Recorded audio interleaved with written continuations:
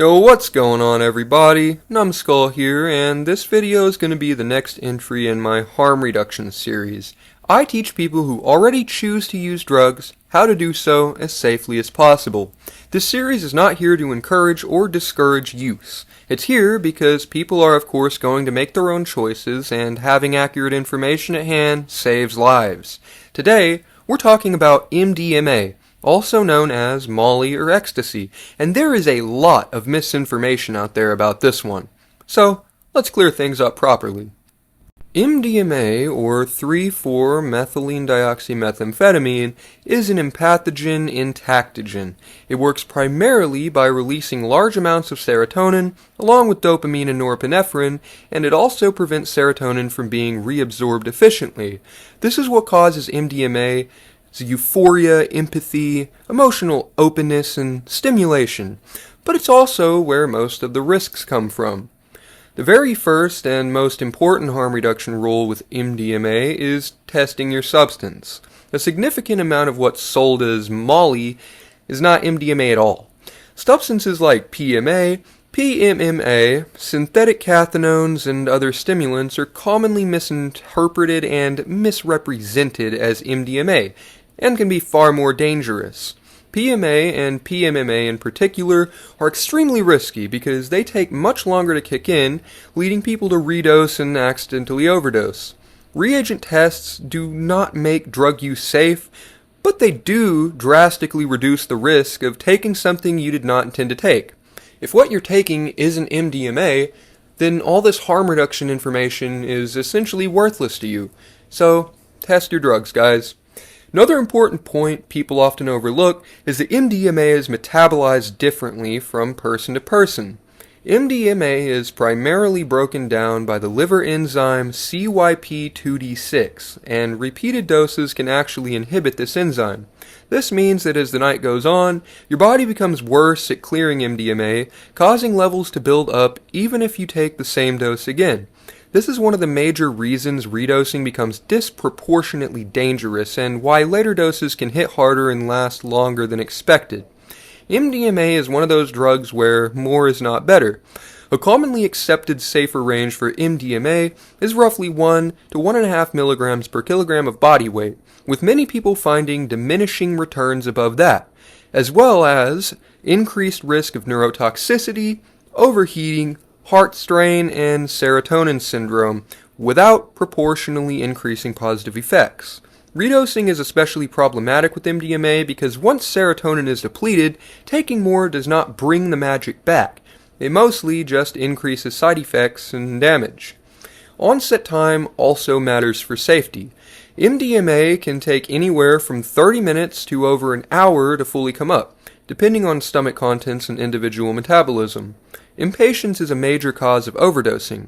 Taking more before the first dose is peaked is one of the most common mistakes people make, especially with pressed pills that may contain higher than expected amounts of MDMA, or, like I said, something that isn't MDMA at all. One of the biggest dangers with MDMA is overheating and dehydration, especially in hot environments or while dancing for long periods. MDMA raises body temperature and interferes with your body's ability to regulate heat. Taking breaks, cooling down, sitting out when needed, and paying attention to how hot you feel are critical. Hydration matters, but overhydration is also a danger. MDMA increases antidiuretic hormone, which causes your body to retain water. Chugging large amounts of plain water can dilute electrolytes and cause hyponatremia, which can be fatal. The safer approach is small, regular sips, preferably with electrolytes, and drinking to thirst rather than force. Jaw clenching, and muscle tension are also extremely common on MDMA. This can lead to jaw pain, headaches, and a lot of muscle soreness afterward. Light chewing gum, magnesium supplementation beforehand, and stretching can help reduce strain. Severe muscle rigidity or uncontrollable shaking, however, can be a warning sign of overheating or serotonin toxicity and should not be ignored. Another key risk with MDMA is serotonin syndrome, especially when combined with other substances. MDMA should never be mixed with SSRIs, SNRIs, MAOIs, certain antidepressants, tramadol, DXM, some supplements like 5-HTP taken too close to dosing, or other serotonergic drugs.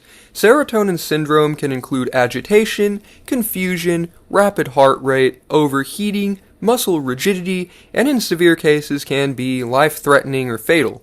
If someone becomes extremely confused, overheated, or unresponsive, that is a medical emergency. MDMA should also not be combined with alcohol. Alcohol significantly increases dehydration, liver strain, and poor decision-making while masking warning signs of overheating. Combining MDMA with other stimulants, including amphetamines or high doses of caffeine, further increase cardiovascular and overheating risks. MDMA also places stress on the heart and cardiovascular system. People with heart conditions, uncontrolled high blood pressure, arrhythmias, or a history of stroke should avoid MDMA entirely. Even in healthy people, MDMA increases heart rate and blood pressure, and combining it with other stimulants greatly increases risk.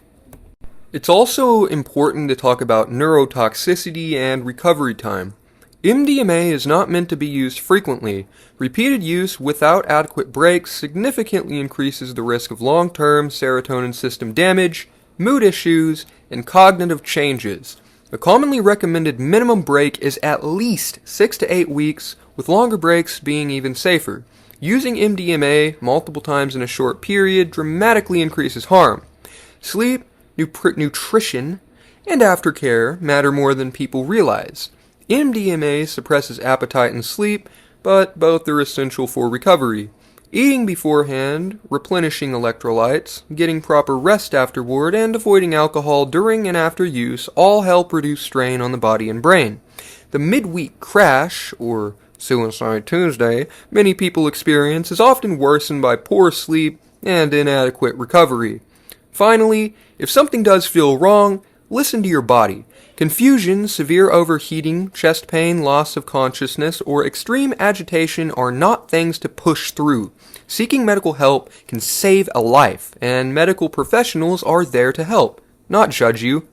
To wrap this up, MDMA can feel emotionally profound and meaningful, but it demands respect. Most MDMA-related harm comes from high doses, frequent use, dangerous combinations, overheating, and misinformation. Testing your substance, keeping doses reasonable, spacing out use, staying cool, hydrating properly, and knowing what not to mix are the difference between harm and unnecessary risk. If you found this helpful, a like and subscribe and or follow would go miles for this channel. And don't forget post notifications so you don't miss out.